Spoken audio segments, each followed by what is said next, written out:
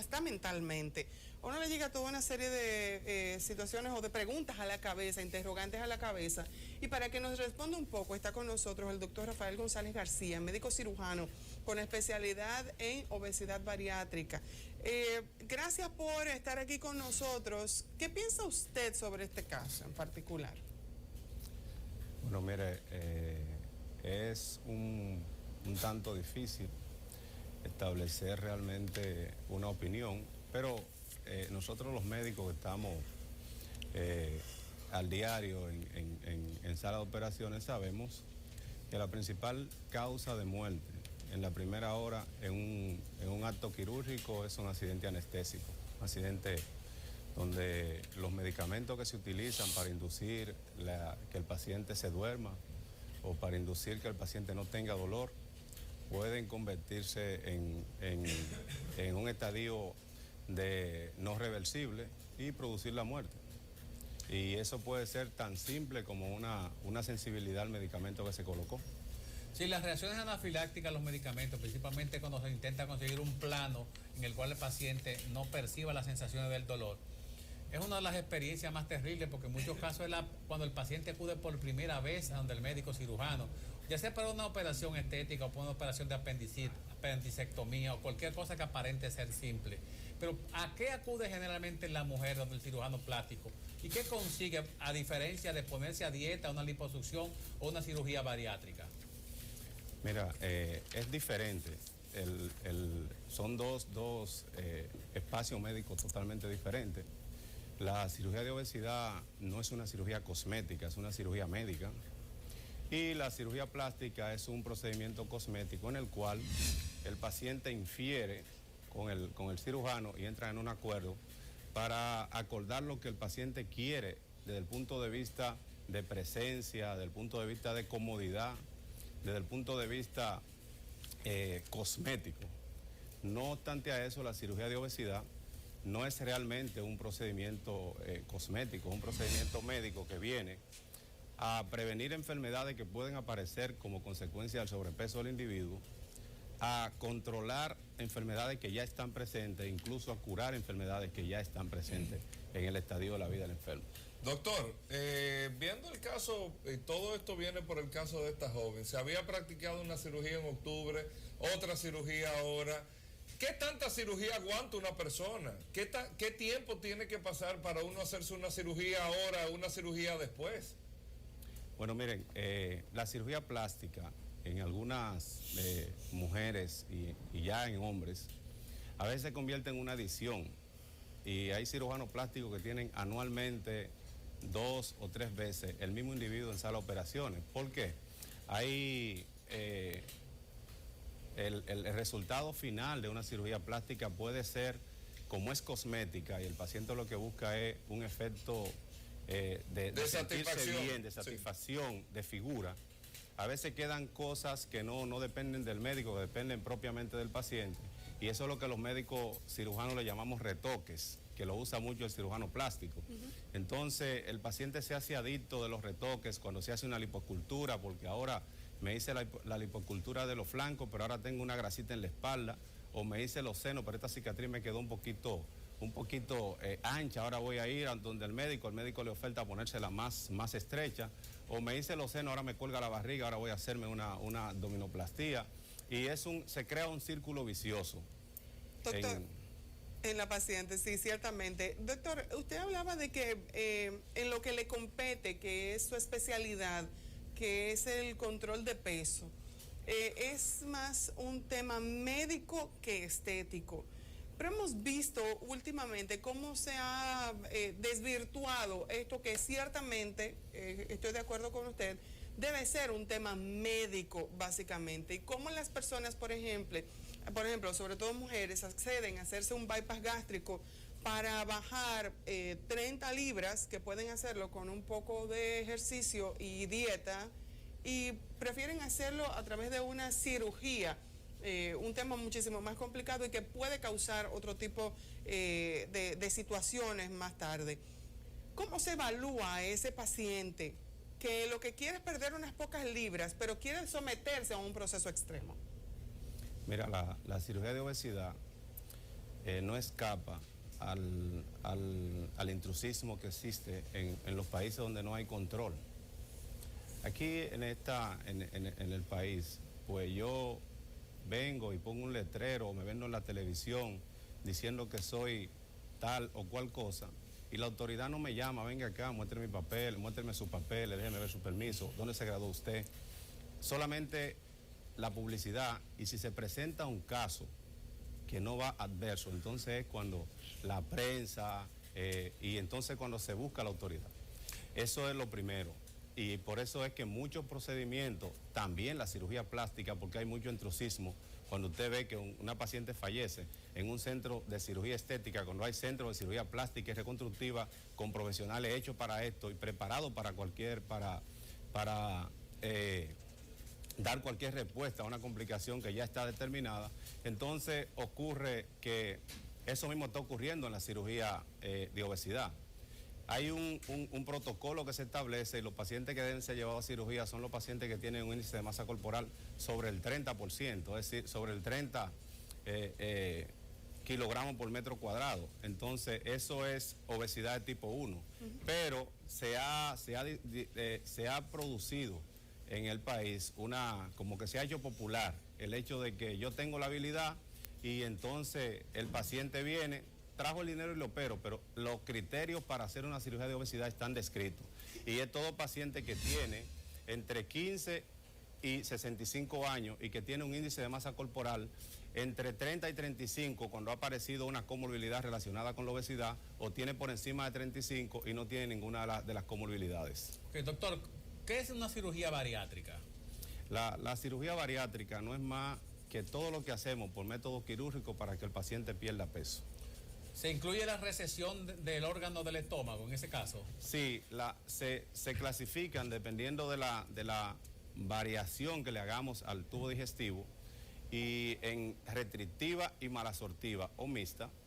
Si lo que nosotros más hacemos aquí en el país es la cirugía de manga gástrica, que es una cirugía puramente restrictiva, en la cual colocamos el estómago, le ponemos una restricción al paciente, produciendo en el estómago una especie de manga, es decir, convirtiéndolo en una especie de banana, quitando ese gran reservorio y produciendo una estrechez en el estómago, de forma tal que el paciente que podía comer entre 1500 2000 cc ahora tiene que comer entre 90 y 110, es decir, solamente lo que le va a permitir mantenerse en el peso ideal.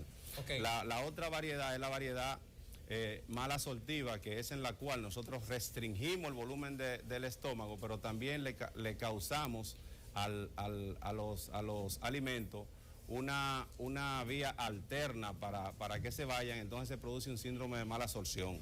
Okay. Esto es el bypass gástrico. Ok, para ser un poquitito más gráfico, las dos opciones son o poner un anillo que reduce el tamaño del estómago, o introducir un objeto extraño al estómago que vaya ocupando el espacio que debería estar disponible para los alimentos. ¿Es así?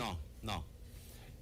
Ambas cosas ya están en lo que es la sociedad de cirujanos de obesidad y cirugía metabólica, están desfasadas. Es decir, la banda gástrica hace ya 3 años comenzó eso que se mostró aquí en la pantalla. Ya hace 3 años que creo que ninguno de los equipos le están poniendo.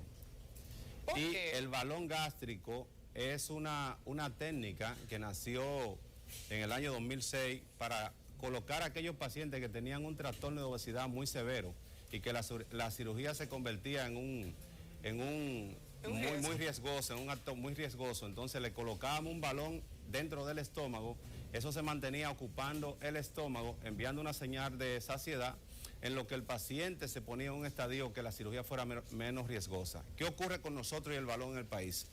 Que se comenzó a hacer el balón un tratamiento definitivo de la obesidad, y realmente no es así. El balón es un tratamiento para colocar un paciente que tiene un índice de masa corporal sobre 60, que la cirugía es muy riesgosa, bajarle el índice de masa corporal y entonces producir en el paciente un estadio menos riesgoso. No debe usarse como un tratamiento definitivo de la obesidad.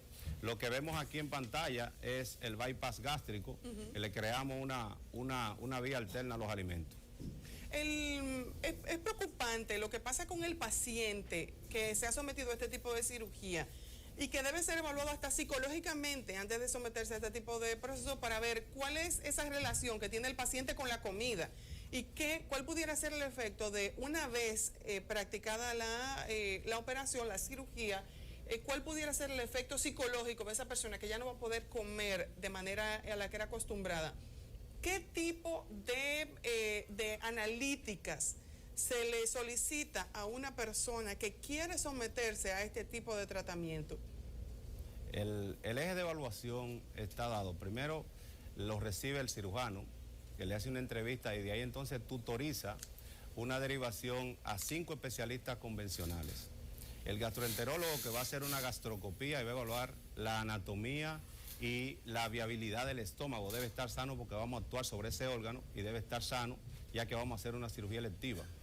Entonces, concomitantemente a esto, entonces le ve el endocrinólogo nutricionista. ¿Qué busca el endocrinólogo?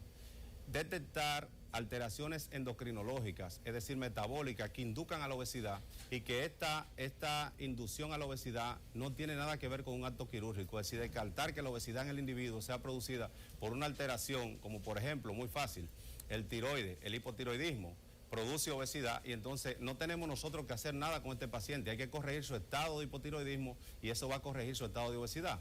Igual que el que tiene un trastorno en las suprarrenales, que se corrige esto y entonces se va a corregir el trastorno de obesidad. ¿Qué? No obstante a eso, el paciente sigue un ritmo de evaluación que entonces va al cardiólogo. El cardiólogo tiene que ver que no haya ninguna alteración cardiovascular que fuese a dar una sorpresa en sala de operaciones. El neumólogo, porque esta cirugía la hacemos con la paroscopía y creamos un estado en el cual distendemos el abdomen del paciente con un gas y tenemos que tener una muy buena función pulmonar para no tener un accidente en sala de operaciones. Y finalmente, cuando se ha evaluado toda la parte orgánica del enfermo por los 4 médicos que tienen que ver con esto, entonces va a salud mental. ¿Y qué busca el trabajador de la conducta humana en este team? Lo que hace es buscar en el paciente si hay o no criterio de presión mayor, porque va a ir a una cirugía que le va a impedir comer, y si tiene criterio de presión mayor, cualquier método, cualquier problema exógeno, en este caso, que quiera comer y no puede detonar una idea autolítica. No obstante a eso, también el trabajador de la conducta lo que ve es que este individuo no tenga adicciones, que este individuo con la primera consulta basta o debe ir a una terapia de grupo antes de la cirugía o debe seguir en una terapia luego de la cirugía. Eso es lo que busca el trabajador de la conducta humana. ¿Por qué? Porque el individuo va a pasar de comerse un pollo y tomarse un bilíger a llenarse con el muslo de un pollo. Y esto es un impacto ya que la comida para el obeso es una adicción. Claro. Mire, doctor, viendo todas estas situaciones, y yo tuve hace unos meses atrás un conversatorio con un cirujano y me decía, como usted mismo dice, se crea una adicción el tema de hacerse la cirugía. Y hay veces que hay pacientes, no le dan, le dicen los mismos doctores, óyeme, tú no puedes por esto, aquello, lo otro. Y los pacientes como quieren insisten, dicen, yo le firmo con un abogado lo que usted quiere, yo lo que me quiero hacerla. La cirugía, a mí me importa que yo tenga que sea hipertenso, que sea lo que sea, hágamelo y yo le firmo. ¿Qué usted opina de eso? Lo que pasa es que yo no puedo, como médico, que venga usted y me diga, mire doctor, yo estoy embarazado, hágame una cesárea. No, lo que debe primar es exactamente el juicio médico, que a veces se escapa, y eso se escapa exactamente por el intrusismo. Es decir, si usted va donde un cirujano plástico graduado, con certificado, que conoce los riesgos de una cirugía, de seguro que a este paciente le va a decir, mire, usted lo que hay que hacerle es esto, usted lo que hay que hacerle es nada. Y se lo va a decir categóricamente al enfermo. ¿Y si el paciente se lo quiere hacer como quiera? Se tiene que ir donde otro, porque no es lo que el paciente quiera, es lo que toca, lo que lleva, lo que tiene indicación. ¿Por qué las pacientes sometidas a procedimientos de reducción de la masa corporal comienzan de nuevo a tomar peso? Bueno, mira, en la preparación del paciente para cirugía de obesidad hay 3 factores. Primero, que el paciente entienda a qué se va a someter, es decir, que sepa hacia dónde va. Segundo, que el paciente comprenda que la cirugía de obesidad no es mágica, que no, el puro y simple hecho de hacerse una alteración el tubo digestivo no lo va a bajar. Y tercero, que el paciente entienda que tiene un compromiso con la cirugía de respetar las indicaciones médicas. Me explico. Cuando el paciente es sometido a una evaluación, lo primero que le decimos, independientemente del procedimiento que le hagamos, hay una sola forma de dañar la cirugía y es ingiriendo grande cantidad de azúcar. Si se daña el bypass, se daña el switch, se daña la manga, se daña la banda, todo se daña. Entonces el paciente tiene que ir a sala de operaciones consciente de que debe tener una restricción en los alimentos con grandes volúmenes de azúcar. Si el paciente no abandona el hábito, entonces va a retomar peso y eso se produce en un periodo no más lejos de 2 a 3 años, va a retomar su peso, independientemente de lo que le hagamos. Entonces es importante, ahí donde entra el trabajador de la conducta humana, que debe hacerle entender al paciente la responsabilidad que tiene con haberse expuesto, aunque el riesgo en una cirugía de obesidad está a menos de un 1%, cuando se conjugan 3 cosas, buena preparación técnica, una buena curva de aprendizaje y además cuando el paciente está bien educado con relación al postquirúrgico inmediato. Entonces, cuando el paciente está bien orientado, casi nunca ocurre que retome peso. Ahora, cuando no está bien orientado, entonces el paciente recurre a la comida de buen sabor y lo que tiene mejor sabor es los dulces. Definitivamente. ¿Por qué será que lo que más bueno hace daño? Pero eso no se lo pregunté, nada más una reflexión. Exacto. Doctor, debemos finalizar, pero ¿qué le dice a esa persona que tiene poco peso para perder, pero que decide someterse a una cirugía bariátrica? Lo primero que tenemos que decir, ya existe en nuestro país una sociedad de cirujanos de obesidad y metabólico, SODOCIMEC, en el cual hay certificados ya 18 cirujanos con equipos comprobados, y cuando digo equipo comprobado es que tienen el personal médico y tienen también el desarrollo físico y además la habilidad para producir este tipo de cambio en la vida del individuo. Que busquen a SODOCIMEC y que vaya donde un cirujano el que mejor le caiga, que esté certificado, y yo estoy seguro que se va a parar el hecho de que estamos operando personas con un índice de masa corporal que radican en el sobrepeso, y eso se hace exactamente por el intrusismo.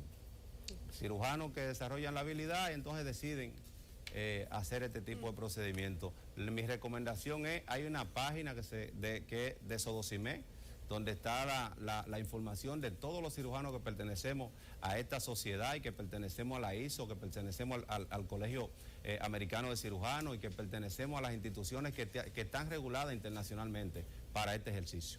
Doctor, muchísimas gracias por haber estado con nosotros. Gracias a ustedes. Señores, vamos a hacer ahora una pequeña pausa. Ustedes no se muevan, enseguida regresamos.